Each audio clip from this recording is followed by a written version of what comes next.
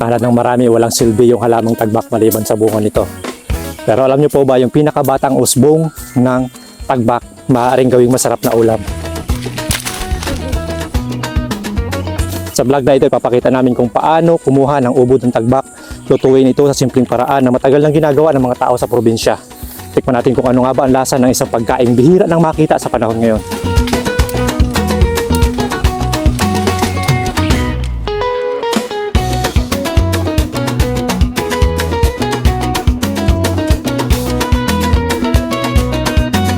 Sa unang tingin parang ordinary yung halaman lang ang tagbak.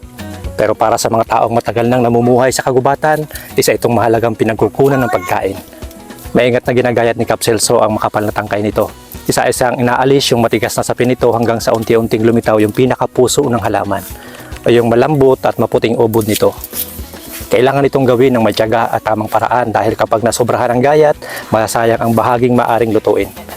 Sa simpleng halamang ito na ipinasa sa kanila ng kanilang mga ninuno, nagawa nilang gawing pagkain ng isang halamang hindi pinapansin ng karamihan. Ito po, matigas na to. Hindi na pwede yan. Ito lang kukunin mo.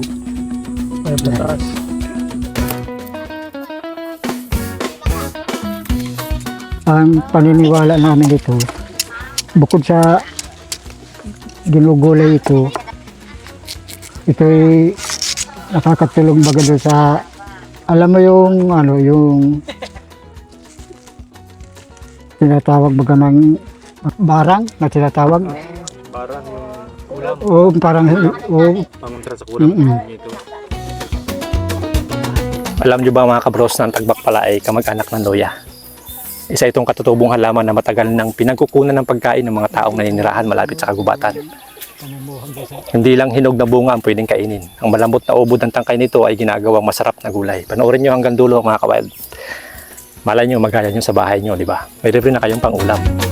Isa itong patunay na sa kalikasan, maraming pagkain ang nakatago at tanging mga may sapat na kaalaman lamang ang tunay na kaalam kung paano ito ligtas na kainin. ito pong ano, ito pong ginagayat kong tagbak. Pagkatapos ko po itong gayatin, ito'y ano, gugumusin sa asin, pipigaan para matanggal yung ano niya, yung anghang. Pagkatapos lulutuin na siya sa gata ng niyog.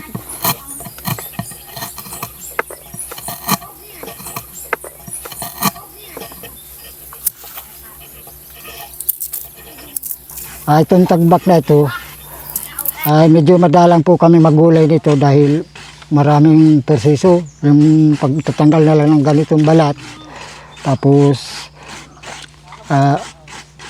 yung paggayat, maliliit kasi ito, hindi katulad ng libod-libod na malaki siya, mabilis siyang lutuin. Ito, gugumusin pa ito sa asin. Pero masarap ito.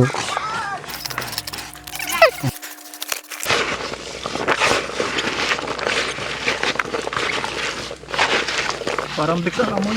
Oo.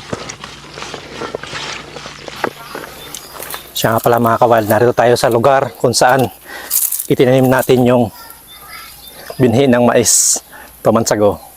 At may bunga na. At napakarami yan at napakalawak mga kawild. Maraming salamat po Ma'am Lay ng CDV. Ito na po yung mga ipinatanim nyo na mais dito sa tribo. Hanggang doon sa baba mga kawild. Napakalawak niyan. Ito na. Mga namumunga na po. Namumunga na. Kakaroon na ng masaganang pagkain dito sa tribo pagka panahon ng anihan.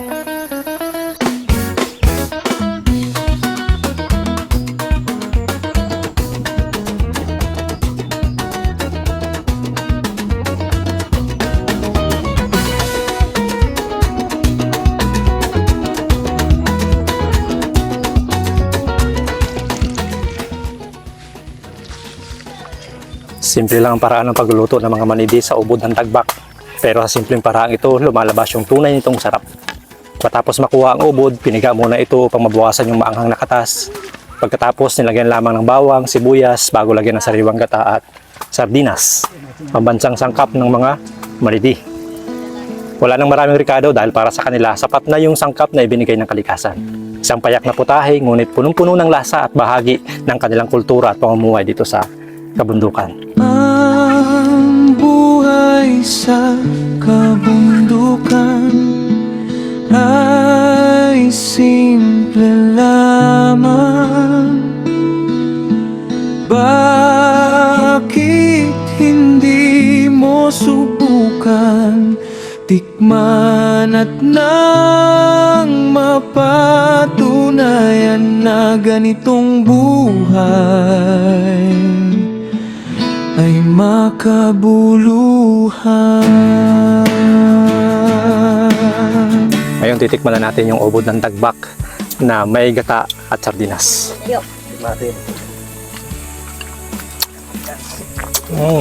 Unang kagat pa lang mapapansin mo na malambot siya, madaling nguyain.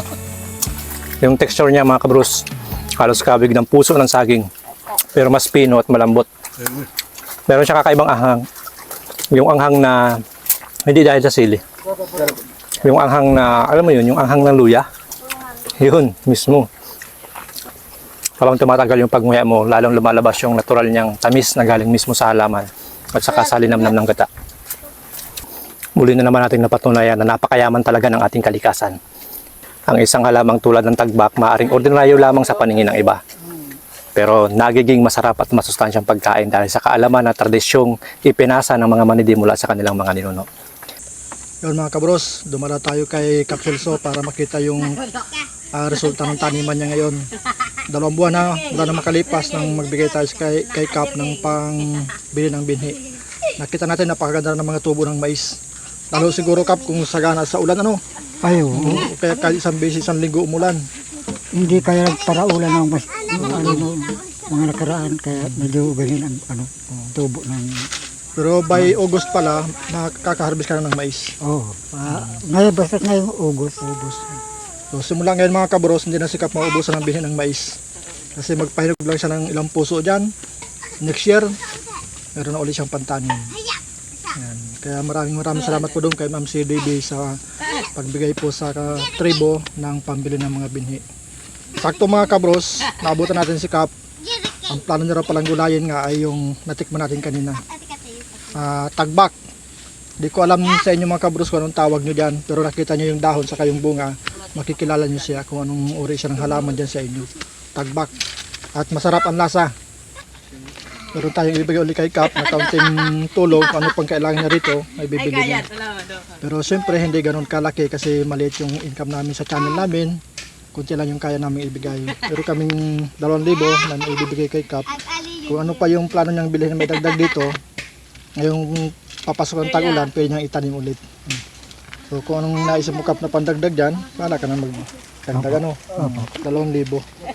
Mula po yan mga kabros sa aming channel. Ibibili ko po ito ng bini ng kamote. Kamuti. Yung bagin. Oo, kamuting bagin. Oo, yun mga kawal na kabros ang mga problema natin nakaraan. Wala tayong mahanap na binhi ng kamuti. May nasumpungan na po akong dyan. Kaya lang, hindi pa nila nahuhukayan. Sabi sa akin, basta't ngayong July, pumunta uli ako doon. Kahukay na sila. Tamang-tama. Magkano ang kontrata mo sa kanya? Sa per sako? Per sako, sabi sa akin, 150 daw isa sa... Mura. Mura yun. Ang problema lang, pag biyahe o punta rito. Oo. Ano ko lang, Habal-habal. Oo. So yun mga kabros, pwede nyo rin subukan kasi ang totoo yung tagbak, napakarami sa mga parteng masukal, magubat. Pwede nyo subukan. Kung gusto nyo subukan, gusto nyo matikman ang lasa. Muli, maraming salamat po sa inyong panonood. Paki-comment naman po kung nakatikim na kayo ng ubod ng tagbak, ano pong klaseng luto ang ginagawa nyo. At ano ang lasa, paki-comment naman po. Gusto namin marinig yan. Gusto namin mabasa yan. So, Bye-bye. Maraming salamat ulit mga kabros sa patuloy nyo panonood sa amin, pag-comments at patuloy nyo pag-subaybay. Muli po mga kabros, kung bago kayo sa aming channel, sana paki-subscribe nyo rin po kami. Thank you po.